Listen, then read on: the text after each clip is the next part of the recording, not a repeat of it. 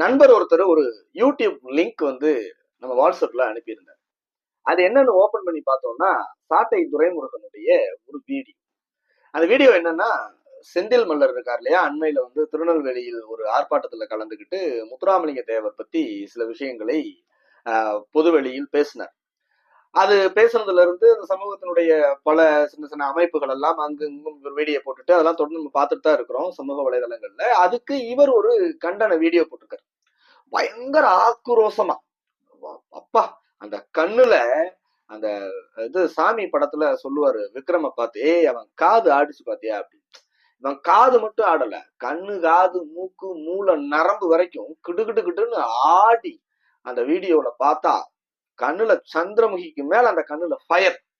என்னடான்னு பார்த்தா செந்தில் மல்லர் ஒரு சாதி வெறியன். இவ்வளவு சாதி வெறிய வச்சுக்கிட்டா நீங்க வந்து தமிழ் தேசிய மேடைகள்ல ஏறினீங்க, தமிழ் தேசியம் உங்களை மன்னிக்காது, உங்க மனசு முழுக்க சாதிய அழுக்கு அப்படி இப்படின்னு. என்னடா இந்த நல்லவன் இவ்வளவு கோவப்படுறானே அப்படின்ட்டு நான் அந்த வீடியோவை ஃபுல்லா பார்த்தேன். பார்த்ததுக்கு அப்புறம் தான் ஆக்சுவலா வந்து தமிழ் தேசியத்துக்காக எல்லாம் தம்பி கோவப்படல, கொந்தளிக்கல. அவர் சாதியை சேர்ந்த ஒரு தலைவரை பேசிட்டாங்க. அதுதான் இங்க பிரச்சனை. இத்தனை வருஷமா ஒரு கட்டமைப்பு இருந்தது, அந்த கட்டமைப்புல ஒரு கல்லை விட்டு எரிஞ்சுட்டாங்களே அப்படிங்கிற அந்த மன வேதனை தாங்க முடியாம ஆத்திரத்துல அது இதுன்னு வரலாறுகளும் அதுல பேசுறாரு. இவர் சொன்னது பொய் போல அதை நிரூபிக்கிறது மாதிரி அந்த வரலாறு விஷயங்களுக்கு எல்லாம் நம்ம அப்புறம் போவோம். செந்தில் மல்லர் சாதி வெறியன் என்றால் தம்பி சாட்டை துரைமுருகன் என்ன வெறியன்? உலகத்திலேயே நான் பார்த்தவரை, அதுவும் ஒரு கருத்தியலை, தமிழர்களை ஒண்ணு சேர்க்கணும்னு ஒரு கருத்தியலை பேசிக்கொண்டே இவ்வளவு பெரிய சாதிய வன்மத்தோடு சாதிய வக்கரத்தோடு நடமாடுகிற ஒரு ஜந்துவை நான் பார்த்ததே கிடையாது. துரைமுருகனை விடவா செந்தில் மல்லர் பெரிய சாதி பெரியன்? அண்மையில் ஒரு படுகொலை நடந்தது சில மாதங்களுக்கு முன்பு நெல்லையில. அந்த படுகொலையில் சம்பந்தப்பட்ட குற்றவாளியை கோர்ட்ல ஒப்படைக்கலையா, படுகொலை செய்தவனை கோர்ட்ல ஒப்படைக்கல, அவனுக்கு ஆதரவா வீடியோ நவீன் அந்த பையனுக்கு. அதுக்கப்புறம் அந்த திருச்சியில கொம்பன் ஜெகன் ஒரு என்கவுண்டர் நடந்தது. நீங்க எப்படி என்கவுண்டர் பண்ணலாம் அப்படின்னு வீடியோ. இது போல பல வீடியோக்கள். அதாவது படுகொலை செய்தவர்கள், அந்த கும்பலில் இருந்தவர்கள், அந்த குற்றத்தில் ஈடுபட்டவர்கள் இவனுடைய சாதிக்காரர்கள் என்கிற பாசத்தால அதுக்கு இதை விடவா சாதி வெறிக்கு ஒரு பெரிய எடுத்துக்காட்டு வேணும்? இதே இமானுவேல் சேகரன் அவர்களுக்கு ஒரு மணிமண்டபத்தை அரசு அறிவிச்சிருக்கு. உடனடியாக ஆப்ப நாட்டு மறவர் சங்கத்தை சேர்ந்தவர்கள் இந்த மணிமண்டபம் கட்டக்கூடாது, அந்த மணிமண்டபத்தை தடுத்து நிறுத்தணும், அரசு விழாவை ரத்து செய்யணும் அப்படின்னு கோர்ட்ல வழக்கு போடுறான். இதை கண்டிச்சு இந்த தமிழர் பெரும் தமிழ் தேசியம் பேசக்கூடியவன் ஈவன் இமானுவேல் சேகரனை தனது தாத்தா அப்படின்னு மேடை கைதட்டு வாங்குறதுக்காக பேசுறவன் அன்னைக்கு கண்டிச்சு ஒரு மூச்சு விட காணா. என்னங்கடா உங்க தமிழ் தேசியம்? அது மட்டுமா, தமிழ்நாட்டுல குறிப்பா தென்தமிழகத்துல கடந்த சில வருடங்களில் மட்டும் 100க்கும் மேற்பட்ட படுகொலைகள். கொலை செஞ்சவனுக்கு ஆதரவா வீடியோ போட்டவன், கொலை யானவங்களுக்கு ஒரு நாள் ஒரு பொழுது ஒரு வீடியோ, இந்த மாதிரி ஒரு படுகொலை நடந்திருக்கு, இந்த படுகொலை என்பது கண்டிக்கத்தக்கது, தமிழர்களுக்குள்ள ஒற்றுமை வரணும், தமிழர்களுக்குள்ள சாதி சண்டை போடக்கூடாது, ஒரு வீடியோ, ஒரு கண்டன குரல். ஏய், நீ எவ்வளவு பெரிய சாதி வெறியன் என்பது பல விஷயங்கள்ல தெரியும், இதில் அப்பட்டமா தெரியுது, அவ்வளவுதான். அந்த ஆப்ப நாட்டு மறவர் சங்கத்தினுடைய தலைவர் முத்துராமலிங்க தேவர்னு அவர் கையெழுத்து போட்டிருக்காரு. அதை சொல்றாங்க அவங்க. அந்த 32 கிராமத்தை தாரை வார்த்தாரு தாழ்த்தப்பட்டவங்களுக்கு அப்படின்னு ஒரு கதை சொல்லிக்கிட்டே இருந்தாங்க. இல்லங்க, அந்த கொடுத்ததுல வந்து 90% வந்து அவர் சாதிக்காரவங்க சொந்தக்காரவங்க, 2 பேர் தான் குடும்ப சமூகத்தை சேர்ந்தவங்க, அதையும் கொஞ்சம் நல்லா திருப்பி வாங்கிட்டாங்க அப்படிங்கிற உண்மையை சொல்றாங்க. ஆலய நுழைவு போராட்டத்தை இவர் தான் முன்னின்று நடத்தினாரு, ஒரு போராளி அப்படின்னீங்க. இல்லங்க, அந்த தேதியில அவர் அந்த போராட்டத்துல கலந்துக்கவே இல்லைங்க, பேப்பர் நியூஸ் அப்படின்னு சொல்றாரு. அவ்வளவுதான். அவர் பேசிய கெட்ட வார்த்தைகள் எல்லாம் இவர் செந்தில் மல்லர் பேசியதல்ல, முத்துராமலிங்க தேவர் பேசியதாக சொல்றார். ஆமா, அவர் பேசி இருக்கிறார், பதிவாகி இருக்குது. கர்ம வீரர் காமராஜர் அவர்களை அவர் பேசலையா? அண்ணாதுரை அவர்களை பேசலையா? அவரு எல்லாம் தானே பேசினாரு, பேசுனதே பேசினாருன்னாங்க, அவ்வளவுதான். பஞ்சாலையில வந்து பஞ்சாலை தொழிலாளர்களுக்காக போராடினாரா? அங்கிருந்த கூடிய ஒரு மில்லினுடைய யூனியன் தலைவராக அவர் இருந்தாரு, அதனால அவர் போராடினாரு. சோ நீங்கள் சொல்லுவதில் எது பொய் உண்மைங்கிறத பொதுவெளிக்கு அம்பலப்படுத்துறாரு, வெளியில பேசுறாரு, விவாதிக்கலாங்கிறாரு, விவாதிங்க, அவ்வளவுதான். இதற்கு இவ்வளவு சாதிய வன்மமும் சாதிய வக்கரம். உசிலம்பட்டியில ஒருத்த மேடையில பேசுறான், எவன்டா அவன் இமானுவேலு? டே, நீ ஆம்பளையா இருந்தா மு க ஸ்டாலின் முதலமைச்சரை, தமிழ்நாட்டினுடைய முதலமைச்சரை, டே நீ ஆம்பளையா இருந்தா வாடா பாக்கலாம் அப்படிங்கிறான். ஏன் அப்போலாம் ஏன் உனக்கு கோவம் வர மாட்டேங்குது? ஏய், ஒரே தமிழ் சாதிகளுக்குள்ள நம்ம தலைவருக்கு வந்து, அதான் உங்க தலைவருக்கு, தேவர் தலைவருக்கு வந்து இவ்வளவு சிலைகள் இருக்குது, பாட புத்தகத்துல பாடம், அது இதுன்னு ஏகப்பட்ட சலுகைகள் வந்து அரசாங்கத்தில் செஞ்சுட்டு இருக்குது, அரசு விழாக்கள் எடுக்குது. அவருக்கு ஒரு மணிமண்டபம் வச்சா அந்த கணக்கு காமிக்கிறதுக்கு இன்னொரு மணிமண்டபம் கட்டுற அளவுக்கு நாம வந்து இருக்கிறோம். தமிழ் சமூகத்துல இருக்கக்கூடிய இன்னொரு தலைவருக்கு ஒரு மணிமண்டபம் கொடுத்துட்டா என்ன? அதை ஏன் நீங்க வந்து எதிர்த்து பேசுறீங்க? அவரை ஏன் இவ்வளவு மட்டமா பேசுறீங்க? கண்டிக்க வேண்டிய கருத்தியல் தமிழ் தேசியம். என்னடா தமிழ் தேசியம்? தமிழ் தேசியம்னா என்ன? தமிழர்னா எதை வச்சு கண்டுபிடிப்பீங்க? கருணாநிதி தமிழர் இல்லையப்பா. அவர் உன்னை விட, உங்க அப்பாவை விட, உன் தாத்தாவை விட, உங்க அண்ணன் சீமானை விட நாதழுதழுக்காமல் அழகா தமிழ் பேசுவார் கருணாநிதி. அவர் தமிழர் இல்லை. எப்படி கண்டுபிடிப்ப? அவர் சாதி.